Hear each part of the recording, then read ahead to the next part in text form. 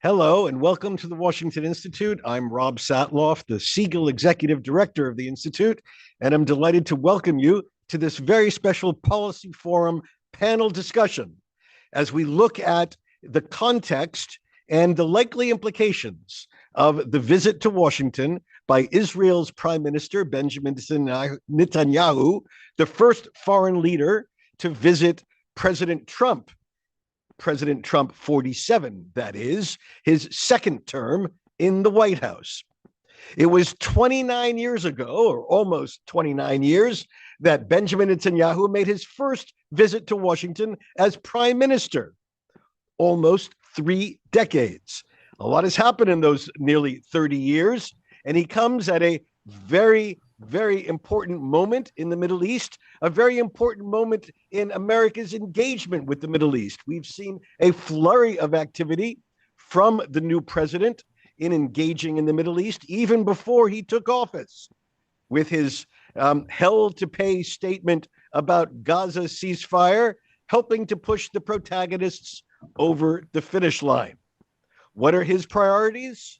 Where do they fit in with his global agenda? His overall presidential agenda? What will be on the agenda for the discussion between the prime minister and the president? And how is this likely to set the pace of events in America's engagement? There'll be another meeting next week with another leader from the Middle East as King Abdullah of Jordan comes to town. And I think we can anticipate quite a lot of presidential involvement in multiple arenas in the Middle East in the weeks ahead. To discuss the context for Prime Minister Netanyahu's visit, what we're likely to hear, and what the outcome may have as an impact on Gaza ceasefire, prospects for peace, and the challenge of dealing with a prospective nuclear Iran, we're delighted to have an outstanding panel of experts to look at all of this today. Joining us first from Israel will be Amos Harel. Amos is one of Israel's leading military correspondents for 30 years with Haaretz newspaper. Amos brings deep insight, deep expertise into explaining the political military situation facing Israel today. After we hear from Amos, I'm going to turn to Mira Resnick. Mira just concluded service as the Deputy Assistant Secretary of State for Israeli and Palestinian Affairs and Arabian Peninsula Affairs at the Department of State. Previously, she oversaw the department's Office of Regional Security and Arms Transfers. Deep experience on both the politics and the security side of Arab-Israel relations, service in the executive branch and in the legislative branch. She had previously been senior professional staff member for the House Committee on Foreign Affairs, focusing on the Middle East and North Africa. And after we turn first to Amos and then to Mira, I will then turn to my colleague, David Makovsky, the Institute's Ziegler Distinguished Fellow and director of our CORET program, our CORET project on Arab-Israel relations here at the Institute. David, of course, served as senior advisor to the U.S. Special Envoy for Israeli-Palestinian negotiations and has been intimately following all aspects of U.S.-Israel relations, I think since you were about 8 years old. That's about right. That's right. So with that, we're going to turn first to Amos Harel in Israel. Amos, the floor is yours. Hi, Rob, and good evening from Tel Aviv. This probably would be the most important meeting between an Israeli prime minister and an American president for decades. Begin and Carter, maybe, I don't know. You guys probably have been following it more years than I have. But it is extremely important. Prime Minister Netanyahu is trying to broadcast self-assurance over this. I think in reality, he is between a rock and a hard place. On the one hand, the president is sending a message about his need to progress into phase 2 of the prisoner swap, the hostage deal, into the Saudi American deal, possible regional agreements, and maybe most important, a possible Nobel Peace Prize by December of this year. On the other hand, Netanyahu has some far-right partners that he still owes pretty much to. Both ministers, it's actually Minister Smotrich and ex-Minister Ben-Gvir, who resigned from the government over his opposition to the hostage deal. But both of them have been telling him even today that they are against phase 2 of the hostage deal, and that Israel should get back to war with Hamas in Gaza as soon as possible. Now, if we look back at this quite horrific war, then for the last 6 or 7 months, Netanyahu has been able to a certain extent, to mislead President Biden and his administration and to delay a decision over a hostage deal, while the Biden administration, although they had their internal fighting with Netanyahu or external fighting with Netanyahu, they still blamed Hamas for most of the delays. Now it's a very different story. I think from looking at it from Israel, Trump is a sort of a force of nature. It would be very, very hard under the current circumstances of a returning president for a second term. He doesn't need to get elected again. It will be hard to resist his pressure. And if the president really wants phase 2 of the hostage deal, a long-term ceasefire in Gaza, and a regional deal, Netanyahu will be facing quite a problem.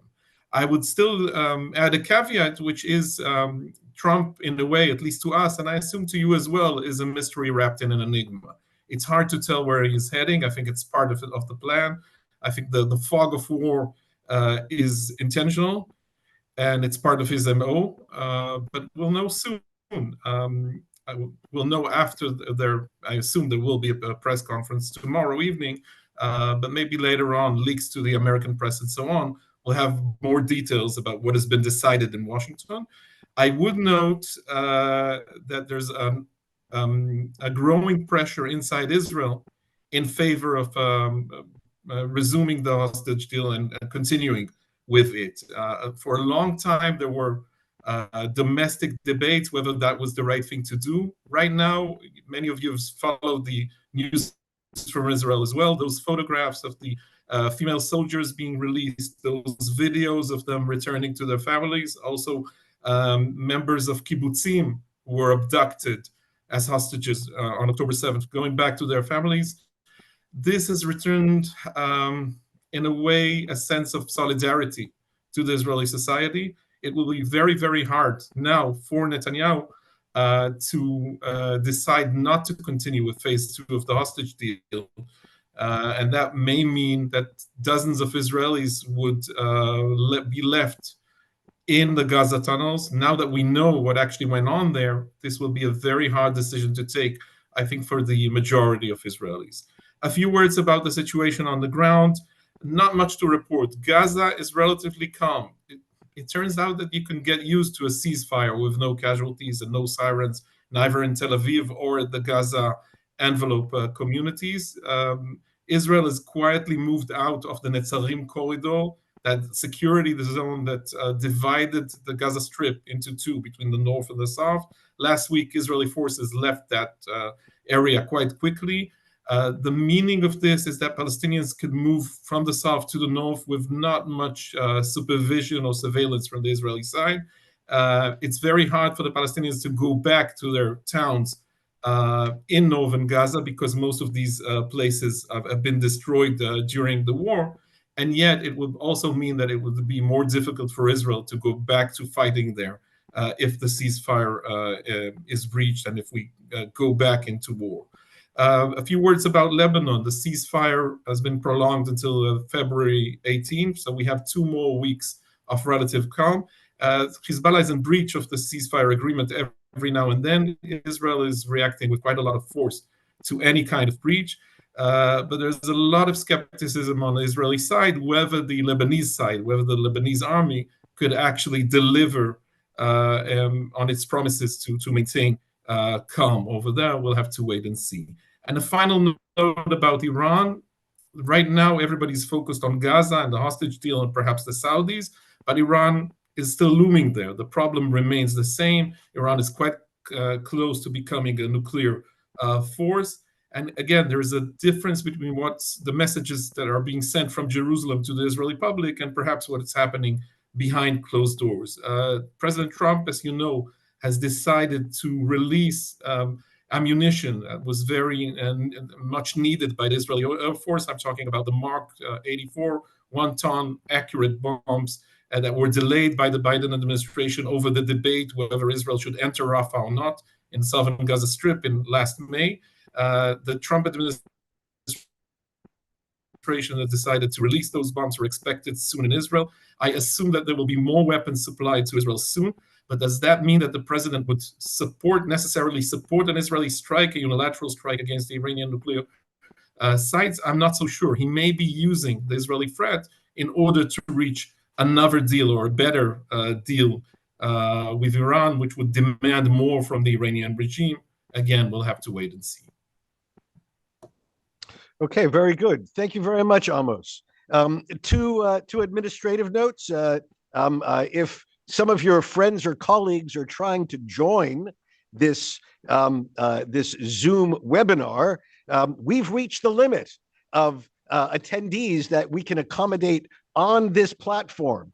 But please tell your friends, relatives, anybody outside the street that you think should be part of this event, that they can go to the Washington Institute's website and view it directly there, or they can view it on YouTube. Which leads to my next comment, which is if you want to get into this conversation, if you'd like your questions posed to our panelists, you have two ways to do it. If you're lucky enough to be on Zoom, use the Q&A function of your Zoom bar. If you're on some other platform, then email me directly at rsatloff, R-S-A-T-L-O-F-F, at washingtoninstitute.org. And I'll do my best to get your questions into our conversation. So thank you, Amos. We'll turn to you now, Mira. The floor is yours. Thanks so much. I'm really pleased to be joining you today. I'm grateful to the Washington Institute and to you, to Rob, to David for inviting me to share some thoughts today. I'll touch on the bilateral policy agenda and why this visit is crucial now on a number of levels. I'll also point out some spoilers and some opportunities. First, let's start with Gaza. The ceasefire in Gaza has held. Prime Minister Netanyahu is using this visit to set the stage for the next round of negotiations in advance of phase 2 of the ceasefire. President Trump has been given a tremendous amount of credit for closing the deal on the ceasefire, and Prime Minister Netanyahu will likely find an audience here in Washington that is eager to keep the deal alive. The ceasefire agreement is extremely complex, with many steps that must happen simultaneously and then sequentially. But what has been plain to see for any observer is that Hamas continues to exist in Gaza despite the last several months of war, and it continues to be in power, which is very dangerous for Israel. Both Prime Minister Netanyahu and President Trump have real agency here in helping to find an alternative to Hamas in Gaza, and that will require a tremendous amount of work.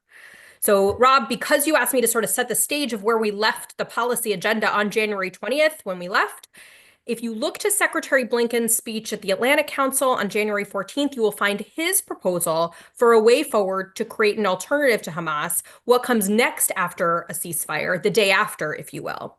It includes an interim civil administration, an interim international security mission at the invitation of the PA. It includes a transition over time to PA security forces and PA civilian leadership.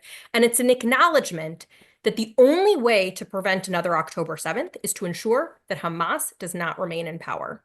We've heard what President Trump's initial idea is for Gaza. That's population transfer, which seems unlikely. But whether President Trump and Prime Minister Netanyahu can find value in finding new leadership in Gaza, which would benefit Palestinians, Israelis, the region, the United States, that remains to be seen. One potential spoiler here on the ceasefire. The dissolving of USAID could have an immediate and urgent impact on the implementation of phase 1 of the ceasefire, since they are working round the clock on the humanitarian surge. Getting to phase 2, if phase 1 falls apart, will be impossible, and that means fewer hostages coming home. Another issue within the Palestinian domain is, of course, developments in the West Bank. And this is an area that has changed a lot in the last 4 years. We've seen a massive flow of weapons into the West Bank and increased activity by Iran. We've seen sharp growth of dangerous groups that have engaged in violent actions against Palestinian civilians. And this is a change from 4 years ago that has the potential to be a flashpoint in the broader conflict, particularly if the IDF and the Palestinian security forces are unable to work well together.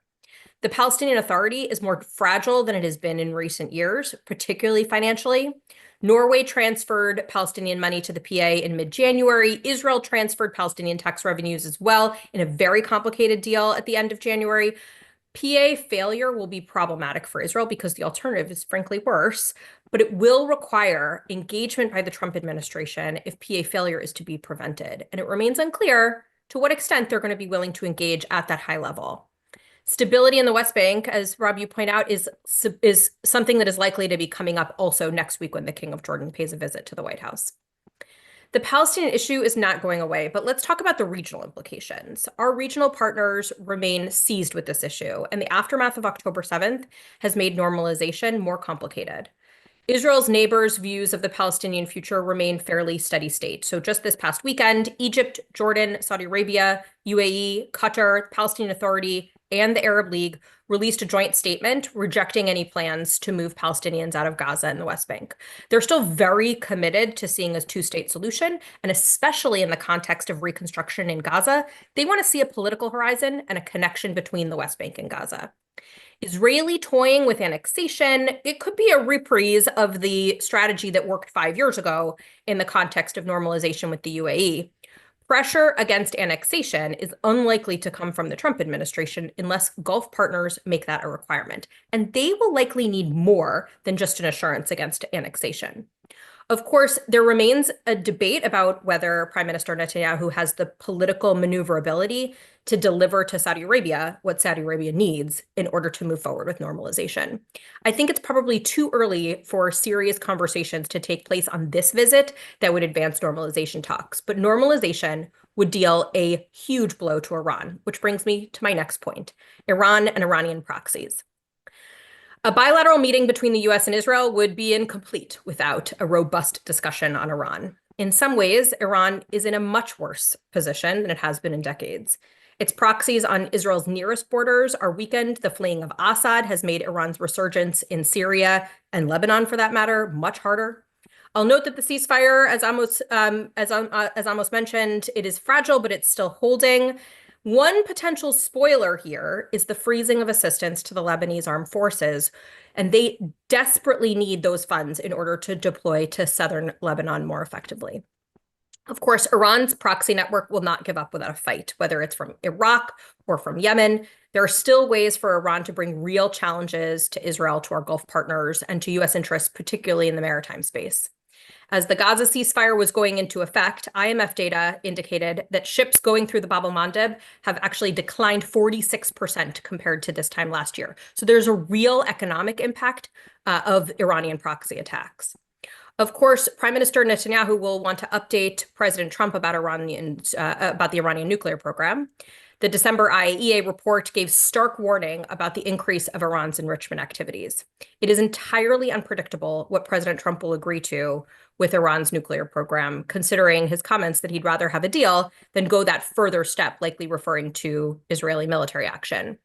That probably makes Prime Minister Netanyahu pretty nervous and makes this trip all the more important. Lastly, Prime Minister Netanyahu may want to raise the economic impact of the war and how the United States can help.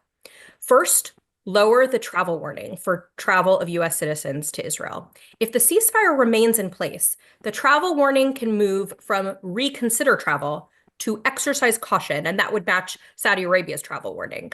But I would note that these are not political decisions. A number of factors go into them because they are meant to protect the lives of US citizens. They also contribute to another step that the United States can take, which is the resumption of airline travel, something that many of us have been waiting for. Resuming US airline service to Israel would be a huge boost for Israel's economy. Airlines are also waiting on a number of factors, but there is enormous demand for these routes. Delta announced a resumption of flights in the spring from JFK, and additional airlines should follow suit shortly. One other economic issue, which touches on national security, is artificial intelligence. Israel is a world-class AI leader and is looking to expand and partner with the United States. The Biden administration's AI diffusion policy, which is export controls on high-powered chips launched in the last days of the administration, introduced some complications to Israel's plans. These export controls remain in place, and it is unclear where Israel will land. So this could be an important deliverable for the future. I'll note that, like many of the U.S.-Israel dialogues that had been postponed because of the war, resumption of the U.S.-Israel strategic high-level dialogue on technology would send a clear message to Israel about where it stands. So these are just a handful of the many issues that are bound to come up in the discussions, and the United States remains Israel's most important partner, and this visit will be crucial to building on these important topics. Thanks so much. Terrific. Thank you. Quite a long agenda of discussion between the two leaders. Thank you for laying it out like that, Mir. Turn to you, David Makovsky. David, the floor is yours. Thank you very much, Rob, and it's a delight to share a platform with you and digitally with Mira and Amos. Glad to be with all of you and so many of you who are joining us on Zoom and other platforms. So look, this is, as both of my colleagues said, I think this is a very consequential meeting. Almost said the most important in decades. Does it hold out the promise of being a meeting of the minds between these leaders? We should remember these are very early days of an administration. Netanyahu was the first foreign leader to come. The administration is just putting its people into place. So I don't want to overstate that, but I do think that the timeline in Gaza is going to be forcing earlier decisions that might be not the case in a normal situation. It's not a normal situation things are in. And so I think, to zoom out for a second, these have been months that have shaken the Middle East to its core. In many respects. I think of the last big summit meeting of Netanyahu and Biden, which had its own drama and urgency when the president met with the prime minister in Israel right after October the 7th. And that was extremely consequential, put in motion the U.S. military backing. Mira was very much a part of that effort. I think in this case, it's dramatic because there's been a shift in the regional balance of power.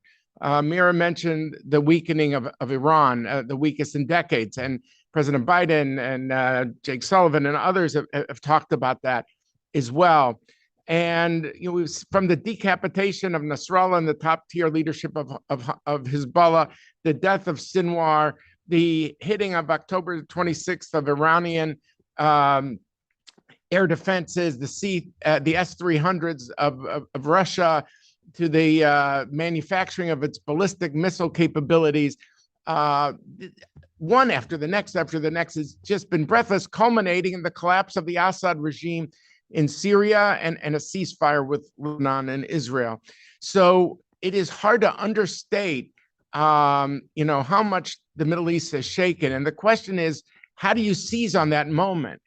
It's rare to have such an incredible opportunity for the U.S. and Israel. So I don't want to, again, overstate and say this is where all the decisions are going to be made tomorrow, but at least between the two leaders. These are early days, but I think that the test of this summit will be, can you fashion at least three strands of this into some sort of wider strategy? The ceasefire in Gaza, is there going to be a phase two? Is there Saudi normalization and the Iranian nuclear program after what happened on October 26th? These are incredible cards to play. The Biden administration will say, well, we helped give you those cards, but I don't want to get into the back and forth on that. I don't want to call this a grand bargain because it implies linkages and there's a lot of moving parts. But this is a real chance to, and I hope it's not overstating it, but to really even maybe transform the Middle East. And that's why the question is, are the two of them able to at least see very broad brushstrokes? If they are, then there'll be a lot of follow-on meetings, maybe at the level beneath Trump and Netanyahu. And so I want to just go very quickly into those 3 points: Gaza, Saudi, Iran. Those are the three. I'm not here to say that they will not mention the Lebanon ceasefire. I think that's important. Clearly, what's going to be with the new Syria? How do you monitor that? How do you encourage positive developments there? I'm sure that will come up. And as Mira said, there might be some other bilateral issues. We didn't mention the ICC and other questions too that impact the bilateral relationship as well. I would say before I delve into the 3 points very quickly, let me just say one sense about the Trump-Netanyahu dynamics. Look, under a normal situation, a second-term president does not have the electoral constraints of a first-term president because he can't run again for a third term.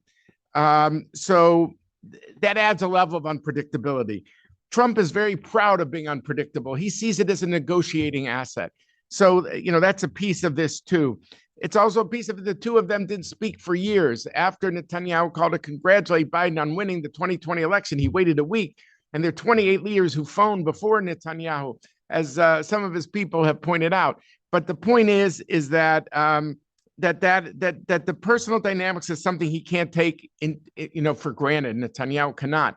Moreover, he knows two other things. His coalition could very much hinge and his political survival on what happens here at this meeting, if they do have some sort of strategy or if they don't. And he also knows that Trump has got a very much a domestic focus, no less, which is, how do I deal with the illegal immigration, the border? How do I deal with inflation? An element could say, is that being complicated or not by the tariffs issue? But I don't want to get into that. But here, Netanyahu is the first guest of Trump. It's clearly a gesture of the president. And so the question is now, how do they deal with the substance? I think it's very telling that Netanyahu's people said right before he got on the plane, day 16 under the terms of the ceasefires, when they were supposed to begin negotiating the second phase of the peace agreement, the ceasefire in Gaza. And Netanyahu's people said, day 16 begins in Washington. It doesn't begin in Doha. It doesn't begin in Cairo, the mediators for the hostage deal. It's clear that the meeting today of Netanyahu and Witkoff, he's really happy to shift the center of gravity. The reports that Ron Dermer is going to be taking over from the head of the Mossad on those talks because Witkoff looks like he's going to be heading the American side instead of Bill Burns, who's departing, was the head of the CIA. So I think it's a kind of I don't want to say America first, but it's a Washington-centric kind of approach that I think you cannot divorce. The core question comes down to this. Is there going to be a second phase or not? The second phase of the ceasefire involves an Israeli full withdrawal. And that's something that Netanyahu has kind of made clear he doesn't want to do. Smotrich has said that if you do that, not only do I leave your government, you don't have a 61 majority in the 120-member Knesset, but I will bring it down because I have more than enough seats.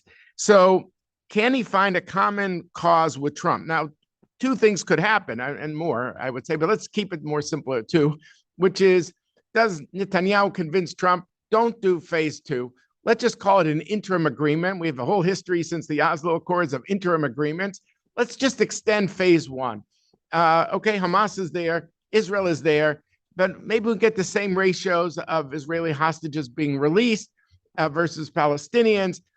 We know about 18 of the hostages have come out, including the Thai members that have come out of captivity. These are incredibly emotional scenes. But 33 are supposed to come out, but it's going to get a little more complicated because of the remaining amount. 8 of them are dead bodies. So that will be emotionally more convulsive. And the question is, okay, but what about the other, close to, more than 60 or so who were left behind? Are they going to come out? So maybe Netanyahu talks to Trump like, look, phase two is too difficult. I want to keep the hostages going. I know you don't want the wars. Let's square that circle by just extending the ceasefire beyond 42 days. So that might be one approach. And that's what I expect Netanyahu to try to, to convince the president. We shall see. There's a variation thereof, which is, okay, maybe, I announce the end of major operations, but I don't announce the end of special forces fighting Hamas in different areas. That might not have the same appeal because if the fighting continues, then it's unclear about the hostages. So does Netanyahu persuade Trump, or does Trump persuade Netanyahu? And here, I think the fact that Steve Witkoff went to Riyadh before he went to Jerusalem is telling. Clearly, the Saudi piece is crucial here. It's no secret. I think the president wants to earn a Nobel Prize. He feels that he did the Abraham Accords in the year 2020. This is the Super Bowl. This is the World Cup of all peace agreements. I'm going to be the one to do this. Who knows? Maybe I'll win more than one Nobel, but I'm sure I'll be happy with one. But the question is, could that be woven together into something related to Gaza? Like, if you do phase 2, we'll start the Saudi normalization talks. Maybe we can't clinch it yet. It's hard for your government because your government is going to not like the idea of a Palestinian component to that normalization talks. Is that some sort of credible pathway to a two-state solution? It's not just Netanyahu's government, but a large number of Israelis since October 7th don't want to hear about this. At this time, they're still traumatized. It's clear that annexation does not work together with the Saudi normalization issue, and I expect whoever is Mike Huckabee might be the ambassador in Jerusalem, and David Friedman might be influential, and more leaning maybe the annexation group. I tend to see Trump, Jared Kushner from the outside, Steve Witkoff from the inside, focusing. If we have to decide between a Saudi breakthrough and annexation, it's clear it tips towards the Saudi normalization. To start it, though, the Saudis will say, yeah, but if you're still in Gaza, I can't do it. That's why I think phase 2 would be a try to sweeten the pot for Israel if possible. There's no way this government could say, though, what it wants, the Saudis want them to say on any credible pathway to two states. But maybe the Saudis would say, look, to launch it, it's enough if Trump says something. We're not expecting anything from Netanyahu to say anything because it's too difficult for him politically. But I think the main point I want to make, and this is my last point, is Iran. I think, again, I love sports analogies, and I just said today about the Super Bowl of peace agreements. It's clear that Iran looks like a soccer team without a goalie. Their net is wide open. If you don't have air defenses, you're not in good shape. And so I think the question is, Netanyahu, and I sense this just coming from Israel, would like to see some sort of military action on Iran. But know what the president said in his inaugural, and that he, as a peacemaker, he wants to be a peacemaker. He's going to judge success not just by the wars that end or the wars, but also the wars that have been prevented. I don't see the U.S. hitting Iran at this point. And so the question is there almost like a good cop, bad cop approach the two sides can talk about, where Trump could say, look, I sit on the campaign, maximum pressure. That means economic sanctions on Iran. But you know what? It's not so bad for me that Netanyahu publicly says he wants to strike Iran. Let the Iranians realize if they don't get a deal with me, and it's got to be a good deal, it's got to be a better deal than Obama got, which he's railed against, as one of his signature points. I'm going to want to do this diplomatically, but having Netanyahu as a club in the closet, that is not so bad. And Dennis Ross and I just have a piece of Foreign Affairs that's coming out today talking about this, that these two approaches could go together, where Trump tries to try the diplomatic solution through economic pressure, but having the Israelis out there as someone who attack might be the fallback that might help Trump. It might not work. And I think the timetable here is snapback. It's October 2025. It's the key element of the UN Security Council resolution that enables one of the 5 members of the Security Council, meaning the United States, to reimpose sanctions on Iran. So it will be interesting. Is there a meeting of the minds where Bibi comes to Trump and says, look, you want to try economics pressure and use me as a foil to say I will hit militarily? Fine, but just know there's not an infinite timetable on this, because if the talks don't yield results, I'm going to attack, and I need your support because I can't hit that Fordo mountain on my own.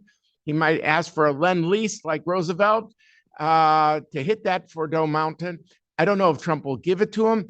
Clearly, I think it's more likely that Trump would back Israel than the U.S. would do it by itself, given the function of the focus of the inaugural address of Trump. So just to summarize, I'll conclude with this. Just look at these key 3 points.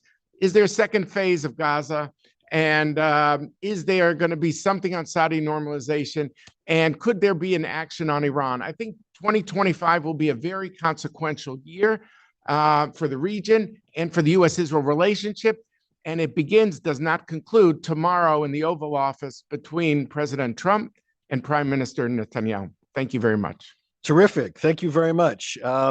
Again, from all of our speakers, we have heard what a lengthy agenda, what a complicated agenda. Just to add to a complication, when you think about the 3 items you just mentioned, there are linkages between them. If you try to imagine, for example, the pursuit of a Saudi normalization deal and the pursuit of some resolution on Iran, the last thing the Saudis are going to want is to shake hands with the Israeli prime minister and Israel then bomb Iran the next week. Right. So these things all, there's complications even and sequencing complications. So we have a lot of items to get into. We have 3 outstanding panelists, and I have a list of questions that's a mile long. So let me begin with something that was mentioned only in passing by Mira, but which has occupied a lot of oxygen for the last few days, and that's President Trump's frequently stated desire to secure the relocation of Palestinian refugees as a way to ease the reconstruction of Gaza, moving the civilians to enable all sorts of big companies, big cranes, big bulldozers, whatever, to have greater access to get rid of the rubble and begin the reconstruction of Gaza. This obviously has not gone over very well with Arab leaders. I believe, Mira, you just explained the foreign minister's statement that was issued over the weekend. But yet we do have pretty visible examples of heads of state, in Panama and Colombia, for example, who buckled pretty quickly under pressure from President Trump on issues that were important to the bilateral relationship with those countries. So is this a serious request? Is it really a stalking horse for something else? What is going on here? Mira, you mentioned it. What do you think is going on here with President Trump's request, and what do you make of this? Sure. I think that President Trump is trying to solve a problem here. At the same time, offering the solution, which seems fairly outlandish, may not be the best way forward to be able to solve for the very near-term problems to ensure that Hamas does not regrow after the ceasefire. There are no particular countries that are likely to take populations in the region and outside the region. So unless someone has heard otherwise, there are no real opportunities for this to take place. With that said, this is always about being arsonist and firefighter, and is the Trump administration offering this so that another solution comes up, so that, as was said before, that someone could come up with an alternative solution? That's what Adam Boehler had said, the special envoy for hostage negotiations. If Jordan and Egypt don't want to take these individuals, then they can come up with their own solution. And I do think that that the Trump administration is looking for solutions for how to solve the problem of 2 million people without homes right now. And Amos, how is this idea going over in Israel? I assume it's almost manna from heaven to a certain part of the Israeli political spectrum. Exactly so. So there's a lot of enthusiasm among right-wingers in Israel over this, and some Netanyahu supporters, and especially some around Smotrich, are presenting this as the best solution possible. Of course, the far-right parties have already tried to encourage resettlement in Gaza, new Israeli settlements, pushing the Palestinian population at least out of northern Gaza Strip, and so on. I, however, would like to remain cautious and doubtful over this. I agree with Mira. It's going to be, I think perhaps the administration has more leverage while discussing Latin America. It's true that both Jordan and Egypt rely heavily on American support, and yet trying to persuade those leaders to go against their instincts and against the will of the public in both cases, both in Jordan and Egypt, it's a long way to go. It will be quite a big thing to ask. I doubt whether this is possible right now. It's a very interesting idea, and we'll have to see how this plays out. But I still remain doubtful whether this could go forward. Right now, it's the best kind of argument for Netanyahu to persuade Smotrich to stay along. Look what Trump is delivering here. Look how we could succeed in the near future if you only stay inside the coalition. I'm not sure Netanyahu himself is convinced that this could work out in his favor.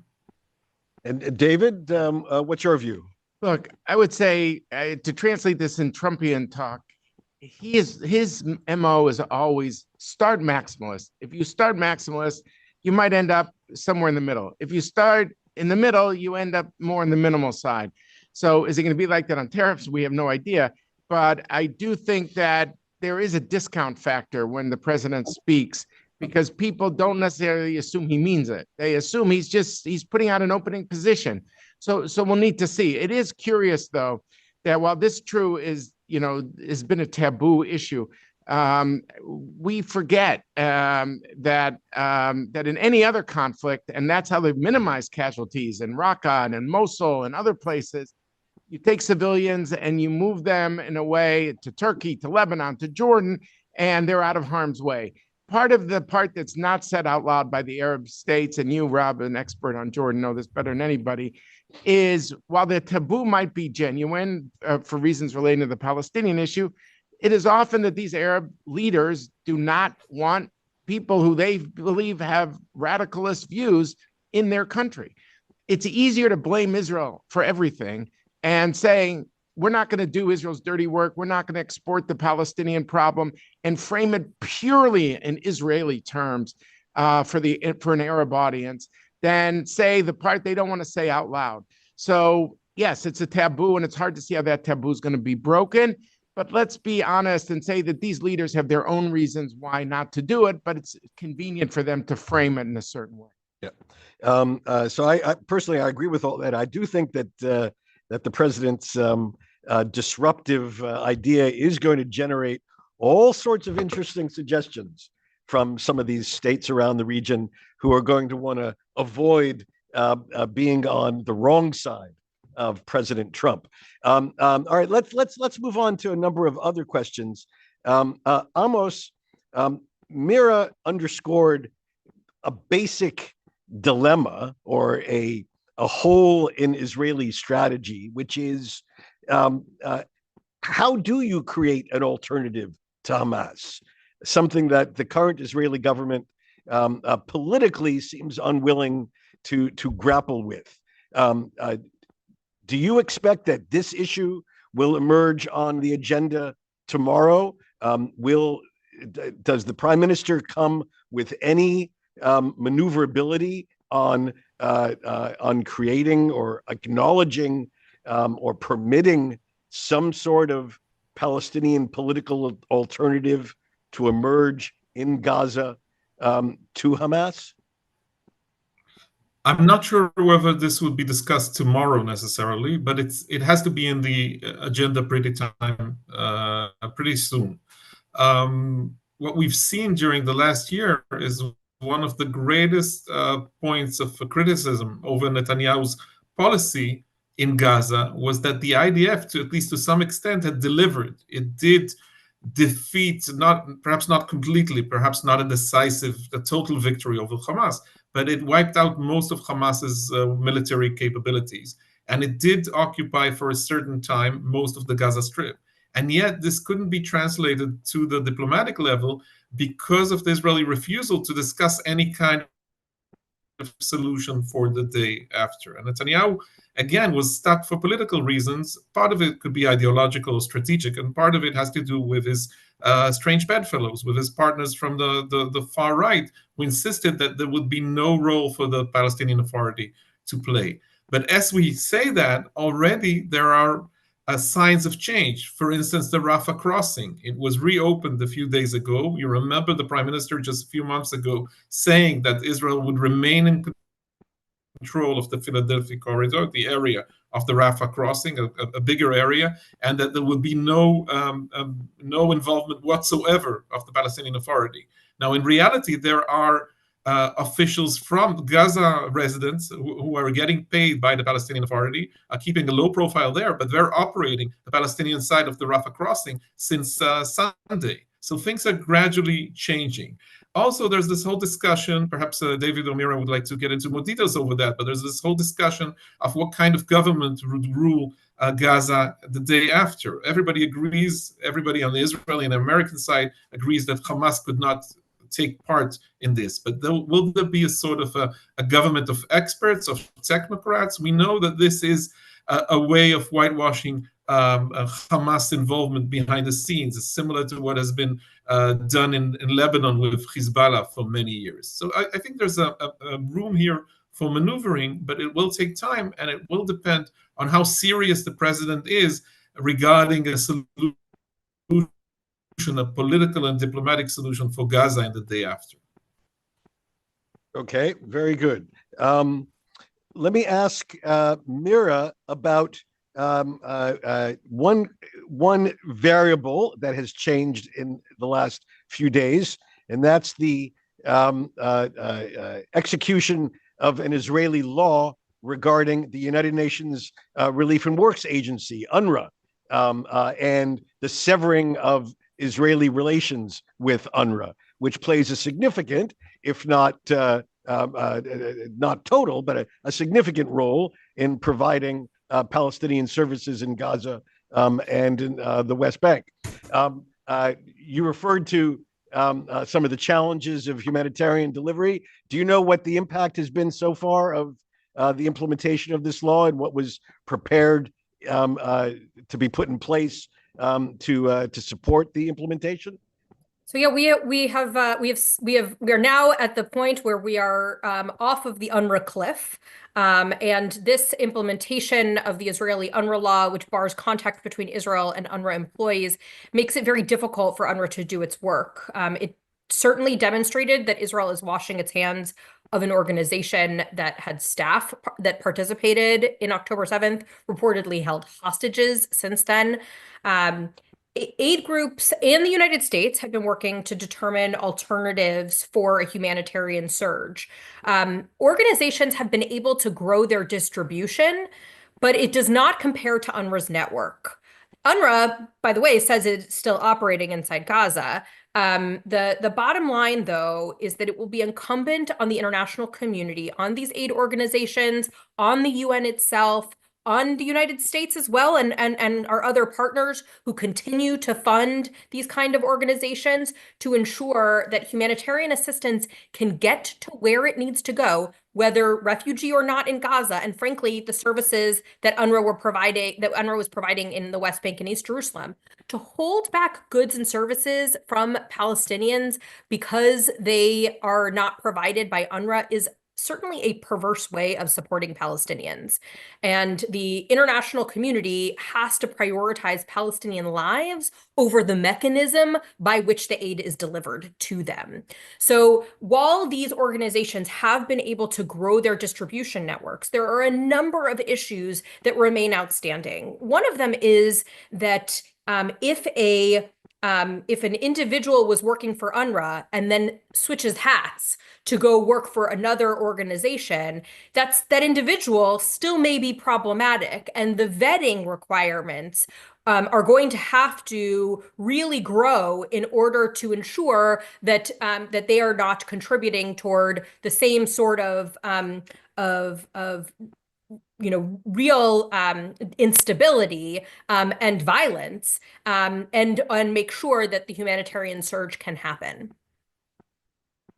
Okay, very interesting. David, anything to Yeah, add? no. I think Mira said it well. Look, both sides have been playing a game of brinkmanship. Let's be clear. Since October 28th, when these two laws passed, until just now, when the deadline passed, the UN said is we're not going to negotiate. We're not going to talk about an alternative mechanism because we want to force Israel to capitulate on UNRWA.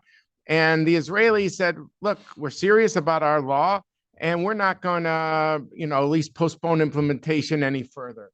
And they, this game of brinkmanship ended basically when the implementation deadline passed just the other day. So I do think, the UN needs to recalibrate a bit and say, okay, how do we deliver services? The fact is that the World Food Program in Gaza, is my understanding, talking to UN officials, was delivering about half of the food needed. Now, that's obviously not enough. And Mira said correctly, I mean, part of the issue is the West Bank. There's 19 refugee camps that are involved here. And the question is will now people come, since we're past the deadline, think about it's more important about the Palestinians being fed than it is about which is the agency that is doing that delivery of services. So I do hope there's a rethink at this time. Okay, thank you. Amos, a few questions that all revolve around this. Now that hostages are beginning to come out, and we hear their very human stories, what impact is this having on the Israeli body politic? Is this pushing the Israelis toward? Are Israelis more angry at Hamas and willing to go and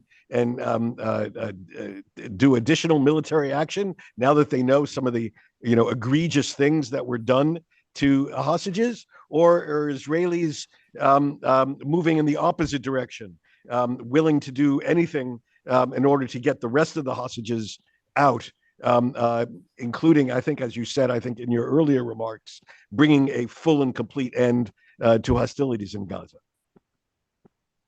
So I think there haven't been many public opinion polls yet regarding this issue, but it's quite clear from following the press and just from talking to people all around me that this has deeply affected the Israeli public. Now, we've all been familiar with Israeli society for many, many years.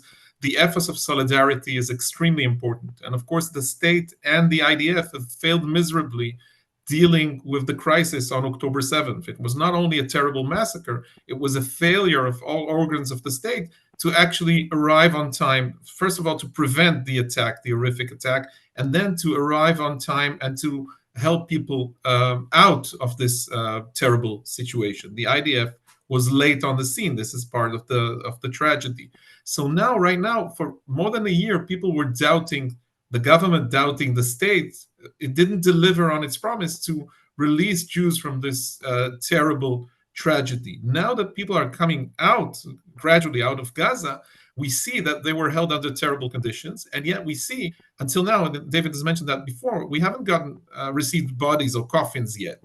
We're receiving people walking on their feet. They've been through terrible ordeals, but they're still alive. And we know that we need to save the others, and many of those others are held in even worse conditions, because most of the people released have been recently in Palestinian houses above ground. The soldiers who are POWs in a way, or could be considered POWs, are stuck in tunnels under terrible conditions, which are probably more similar to the Assad regime's jails in Syria. And these are terrible conditions, and these are our brothers who are there and are still alive and are asking us to help them out, to help them get out of this terrible ordeal. So I think most of the Israelis would support the deal almost under any circumstances. If the negotiations blow up for some reason, Netanyahu will be facing a domestic problem as well. And this may include people who in the long run want the total destruction of Hamas, who hate Hamas, and who no longer believe in a two-state solution because of the terrible atrocities of October 7th. There are two different sentiments here. The immediate one is let my people go, help our brethren out of Gaza. The long-term one may be there's no peace with Hamas, or maybe no peace with the Palestinians at all. And yet I think that both of these sentiments could be true at the same time. This is the current reality, and Netanyahu is very good at measuring public opinion, is probably perfectly aware of this. And Justin, briefly, does he come to Washington a strong political leader, or does he come facing deep domestic political crisis? Look, he's a huge political persona. In the end, this guy's been in power for ages. He's Israel's longest-serving prime minister. Most young people's lives have been under Netanyahu as a prime minister, and yet this is probably his lowest point in years. He's having health problems. He's having family issues. There are many issues here, coalition problems. I haven't seen him facing so many obstacles on so many different frontiers at the same time, ever. I think it's his weakest point, and yet never underestimate Netanyahu's capabilities of getting out of such a miserable situation. So, David, this is where I want to turn to you. I mean, there is obviously a strong and vital U.S.-Israel bipartisan relationship. The Trump-Netanyahu relationship has had its roller coaster moments. We tend to think of it right now as, warm and fuzzy, but it wasn't always warm and fuzzy. And what do you think the prime minister might fear out of this meeting with President Trump? Look, he might. When I was saying in the beginning of my remarks about the dynamics, that Netanyahu fears that Trump is just so unpredictable, he could turn on him. And he doesn't want Trump to think he's trying to embroil the United States in any kind of regional war or anything like that. He heard the inaugural address, I'm sure, about I will measure successes by not just the wars I end, but by the wars I don't begin. So I think he wants to present something to Trump that could be consistent with a view of, I'm not asking you to hit Iran. I'm not asking you to put American boots on the ground. I'm asking you to just, on the Saudi thing, this is fantastic for you. It's a crowning legacy given the Abraham Accords. So he's trying to think of things, I think, that are consistent with Trump's self-image as a peacemaker from the Abraham Accords, and now build this crowning achievement. But I think he wants to be sure that Trump doesn't put him between a rock and a hard place with his own coalition. And that, to me, seems the part he needs to maneuver when it comes to the second phase of Gaza. He might want to say, look, and don't worry, I don't want to go back to wars, Donald, for sure not. But you got to realize the predicament I'm in. Hamas is still there. And I need to navigate this very carefully, or else it's the Ides of March. Look in March, I've got, under the Israeli law, if I don't have a budget, my government ends in March. I have the draft law issue with the ultra-Orthodox. That's going to be connected to the budget. And now I have phase 2 of Gaza. I mean, this is like a perfect storm to bring me down politically. So work with me. I'm not asking you to do anything counter to your worldview, but let's work together. We could transform the Middle East at minimal cost. There's just a ton of upside for you. All right. So let me ask each of you very practically, when you look at this meeting that will happen, the first meeting between President Trump and any foreign leader, what do you expect to come out of it? Do you expect to have a public agreement on a path forward? Do you expect to have principles? Do you expect what do you expect to emerge from this meeting? Mira, I'll start with you. Sure. So there are a number of deliverables that will come out of this, but I think that President Trump will have little patience for political woes of Netanyahu if it gets in the way of the broader goals of this administration. And the president started his term by saying that he wanted the ceasefire to be in place by January 20th. That's what he got. He is invested in this because he was able to take credit for it. And while I never count out Prime Minister Netanyahu, he will have to focus on who can save him. And whether that is from the right or from the left, as we saw this morning, the opposition leader Yair Lapid said the government will not fail if Israel moves to phase 2. That's an important development, and I'm not going to look at this with rose-colored glasses and think that the left is going to save Israel, but and not to call that the left, of course. I think he would be offended. But the political maneuverability, I think, is going to be really critical here. And coming out of this meeting, Prime Minister Netanyahu is going to have President Trump on his side. He's going to need to show that President Trump is with him, because that is his ace in the hole for his political popularity. All right. That's what Netanyahu needs. Trump on his side. David, what do you think? Yeah, no, I think that's right. I think the optics is going to be what both sides are going to look at. Like, how do we project to the world that we are in sync without necessarily being that this is their first meeting? They just started this administration. They're just getting their cabinet ministers together and their national security people together. I think it's more the optics of saying, where we're going to work together. And there's going to be, follow-on meetings, and we got Ron Dermer is going to come, and he's going to meet on this and this and this. But now they got to go from a broad vision to an actual plan, and that's going to take time. And so I think the key is optics at this point, that the music sounds nice. And I think that's critical for Netanyahu, as Mira said.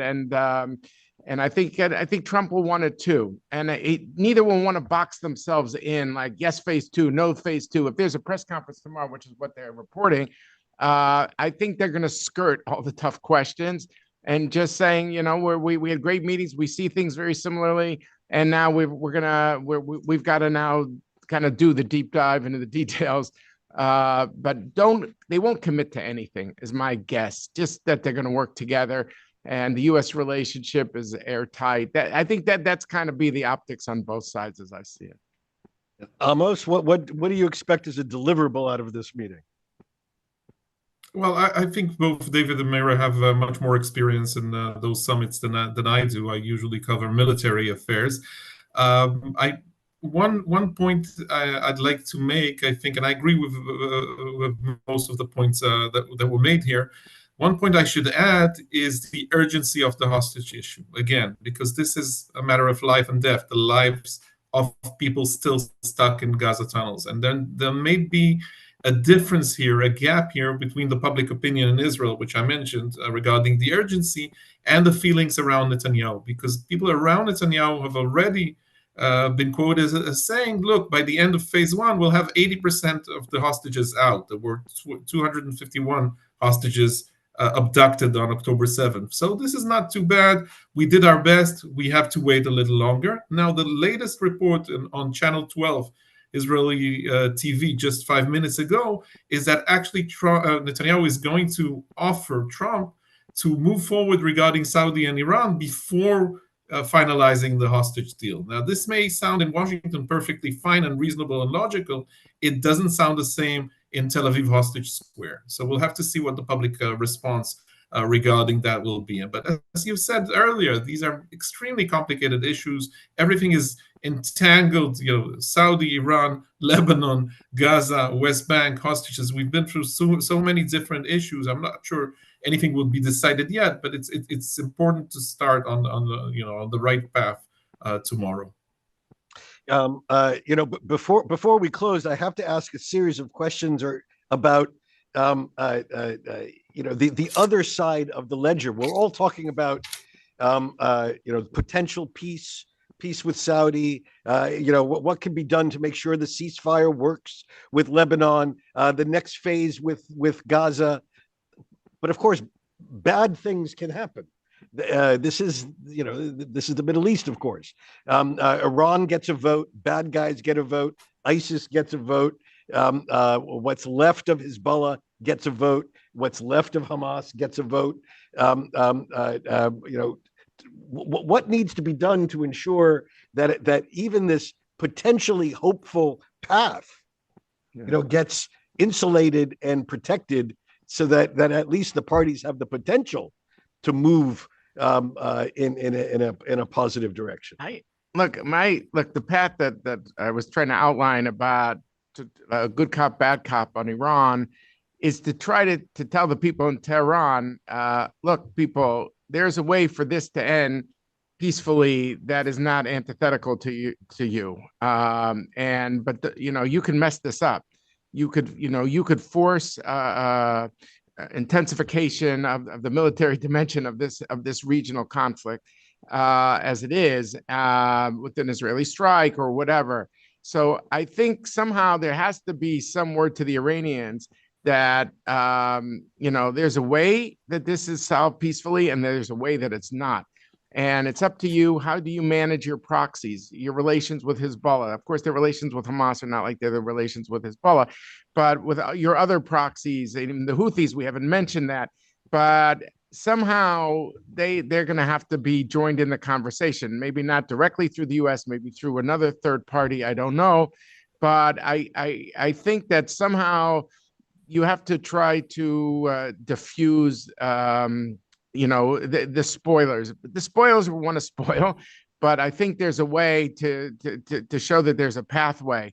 It might not be their favored pathway, but it might be a better alternative than a military approach. Mira, any comment?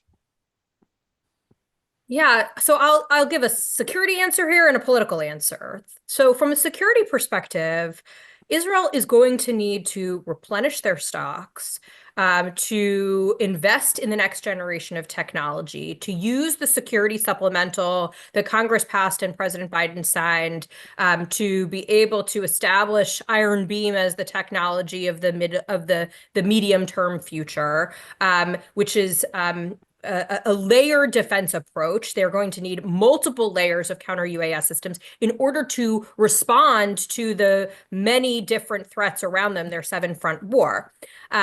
So they're going to need to invest and have the United States invest in that kind of security. Ambassador Dan Shapiro had an op-ed over the weekend about the need to start the negotiations for the next memorandum of understanding very soon. The next budget cycle that they start to look for is that will be starting in a year. So those negotiations need to happen over the next year. And that will be a real tangible commitment of the Trump administration, even for after the Trump administration, because it'll go into effect in 2028. It'll be really important that the Trump administration take these threats very seriously. And at the same time, Israel's going to have to make its case, because with all of these threats that have been neutralized, the level of security assistance is also going to have to be argued for. And then the second part of this, of course, is the political resolution. Coming up with creative ideas to deal with political alternatives to the Iranian proxies, so that people, whether in Lebanon, in Syria, in Iraq, in Yemen, in West Bank or in Gaza, that they have something else to believe in and to latch on to. It's going to be really important that the United States play a role in helping our partners find political alternatives.